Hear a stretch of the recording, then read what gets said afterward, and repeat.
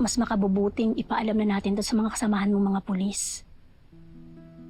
Hindi ba delikado kung tayo-tayo lang? Hindi pa. Kung i-report ko to agad, baka mas mauna pang marinig ng kalaban kaysa dun sa mga taong pinagkakatiwalaan niya. Pero sino bang kalaban niya, Tiago? Sino ang taong pwedeng gumawa sa kanya ng ganyan? Malapit ko lang malaman. Confirmation na lang at proof of evidence. Sinaktan niya si Ronnie? Kahit gusto ko sabihin, buti nga sa kanya. Mali pa rin yun eh. Hindi dapat nananakit ang lalaki sa babae. Tama po kayo, Manang. Isa pa, sa mga biglang kinikilos ni Dennis, tapos yung mga paratang ni Ronnie, parang nagme-make sense lahat eh, kahit na ayoko eh. Alam kong hindi dapat eh. Eh, kumusta kayo ni Dennis pagkatapos nun, Carol? Ayun, pinapakita ko po sa kanya na pinagkakatiwalaan ko pa rin siya. Pero sabi ko magpahinga muna kami. Eh, pareho naman kami na puyat kakaintay ng update dun sa presinto eh. Manang, parang ayoko po muna siya makita. Ibang Dennis yung nakita ko. Nakakatakot. Bes, may bisita ka.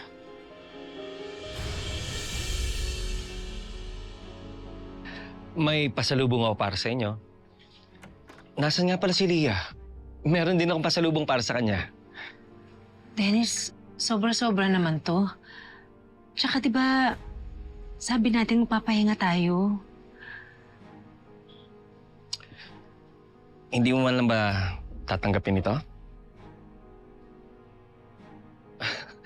Hindi mo lang ba ako paupuin? Parang di naman ako welcome na dito. Dennis, upo ka. Upo ka. Pasensya na magulo, ha? Dito, upo ka dito. Ayusin lang namin to. Tulungan na kita. Sige.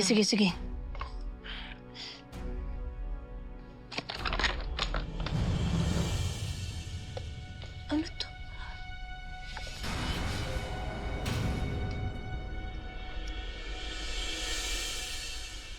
Camera? Cabinet to sa dollhouse ni Leah. Bakit may camera dito? Bakit may camera dyan? Dennis, ikaw ang nagbigay nitong dollhouse kay Leah. Hindi ba dapat ako ang magtanong sa'yo? Bakit may camera dito?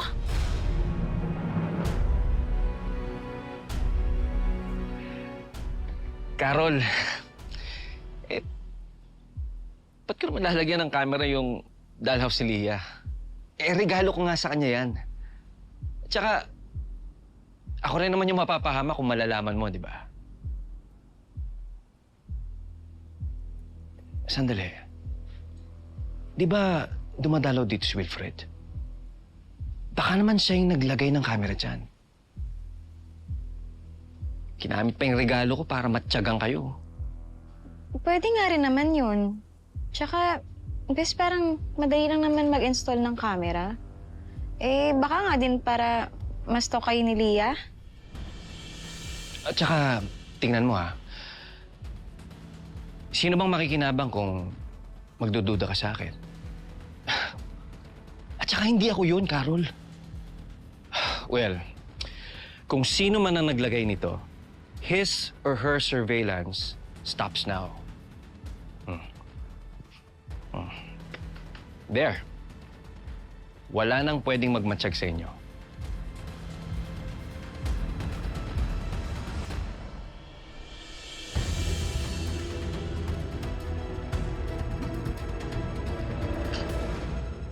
Simulat sa pool pala, may nagmamatsyag sa atin gamit yung dollhouse.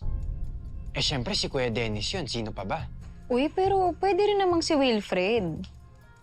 Pero bes, pwede ko yung tignan in a good way, ha? I mean, baka kaya niya nilagay yun kasi para protektahan kayo. Di kaya para i-check si Leah, para ma-make sure na ligtas ang lahat. Diba? Kaya, baka pwedeng si Wilfred nga. Nauuso na raw ito ngayon eh. Yung nanny cams and pet cams. Naisip ko lang pwede natin ito ilagay kay Leah para makita natin kung paano siya binabantayan ng iba. No, Carol. Ayaw ko ng CCTV sa loob ng bahay. Ayaw kong lagi may nakatingin. Carol, ang bahay dapat isang sanctuary.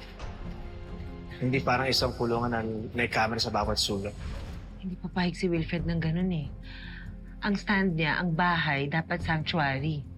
Hindi kulungan na may camera. Yung si Dennis, laging nandyan. Carol, mag-ingat ka. Dennis is everywhere. Nasa likod mo. Nasa tabi mo.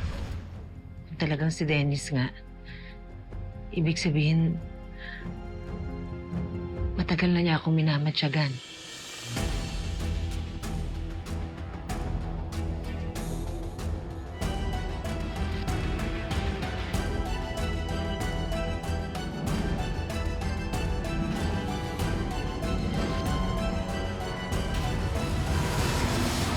Si Dennis, siya yung may pinakamalaking motibo. Obsession kay Carol, selos kay Wilfred, galit sa akin. Lahat si Dennis. Attorney, what if siya yung pumatay kay Choi?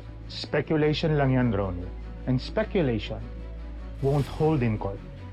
Pero attorney, it makes sense. You know what, Ronnie? Everything makes sense when you're desperate. Lahat ng galaw ng tao, kaya mong gawing clue kung gusto mo lang paniwalaan.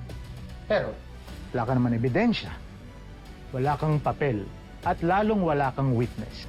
Just pure paranoia. So please, kung wala kang hard proof na siya ang pumatay kay Joy, I suggest, just keep it to yourself. Dahil kung puro haka-haka lang, baka ikaw ang mapahamak. Ba't ganon? Hindi po nagre-reply si Supidi sa mga messages ko. Kailangan makahanap ko ng ebidensya laban sa kanya. Nasaan ka nung gabing na aksidente si Wilfred? Nung tumawag ako sa'yo? Kung may taong makakapagsabi sa akin ng totoo tungkol kay Dennis. Meron pang isa, kaya lang hindi mo magugustuhan kung sino.